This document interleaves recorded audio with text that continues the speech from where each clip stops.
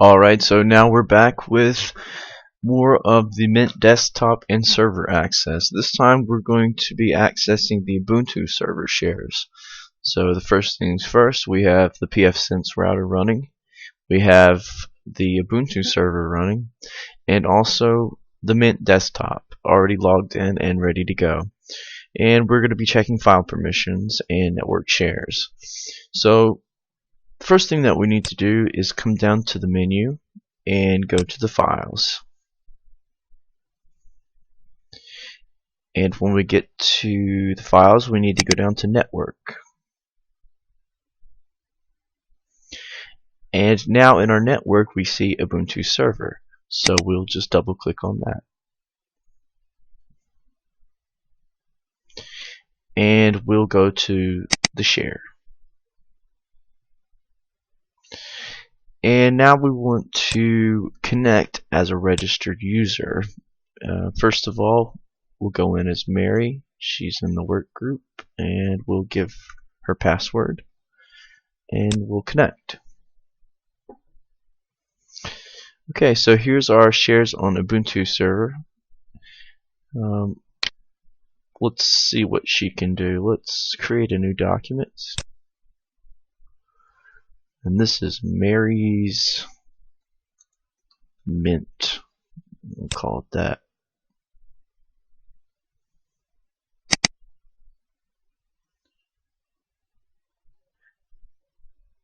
And we'll go ahead and open it up, and we'll add some comments to this document here. We'll say this is Mary's Mint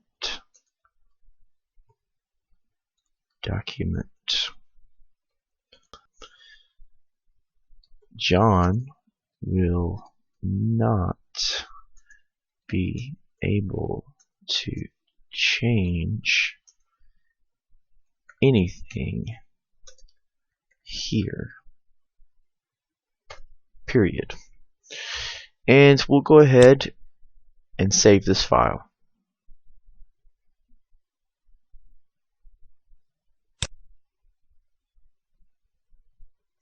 Okay, that's done. We'll go ahead and close this out.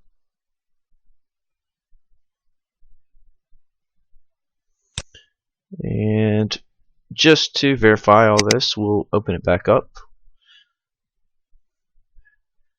Mary's Mint document.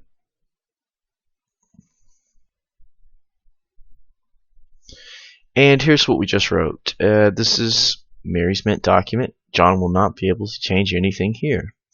And essentially that's what we're going to prove now, because Mary's able to, on the shares for the Ubuntu server, Mary is able to create a document. She can alter any documents that are already here, create new folders.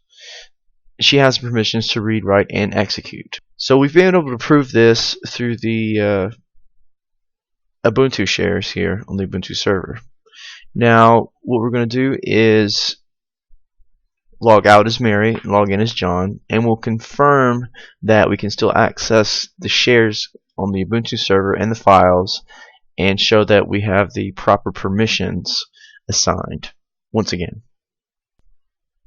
Alright, so we have logged out as Mary, and now we're going to log in as John and access the network shares here on the Ubuntu server. So once again, we'll go to the menu, and we want to look at files, and we want to come down to network. And in the network, we want to connect to Ubuntu server. And we want to go into share.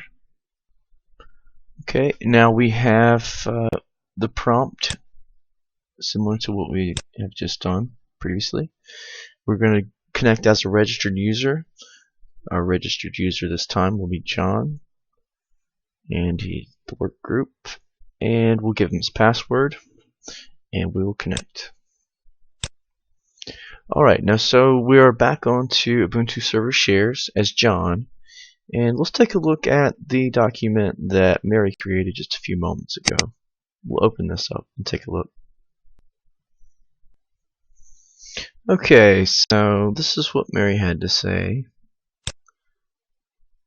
Because this is Mary's Mint document, and John will not be able to change anything here. So we're in here as John, and John is going to attempt to. He said, "We will see about that." And I'll go over here. John really wants to save this. Come down to save. And here we have our error message. Error saving the document to Mary's Mint. The object cannot be accessed due to insufficient user rights. So she was correct. Mary's correct. John will not be able to change anything here. So he'll have to accept that because those are his permissions that were assigned for his user account. So what we'll do is go ahead and close out this document. And we'll just test and see if John can create his own document. So we will come up here to create a new document, new empty document. And here we are. We have an error message. There was an error creating the directory, the Ubuntu server shares. We want to know more about it, and the reason is that permission is denied. So we've essentially proven again that our users are set up correctly, that Mary is able to write and read and execute documents and folders on both of the servers, Windows Server 08 and also the Ubuntu server. And John was able to look at, essentially read what was there, what's on the shares, the files, the folders, the documents, but can't make any changes to them because he has only the permissions to read and access them. So that proves on both ends that we have configured this environment correctly and that the users have the proper permissions that they have been assigned to, and that we've been able to access the servers on both sides.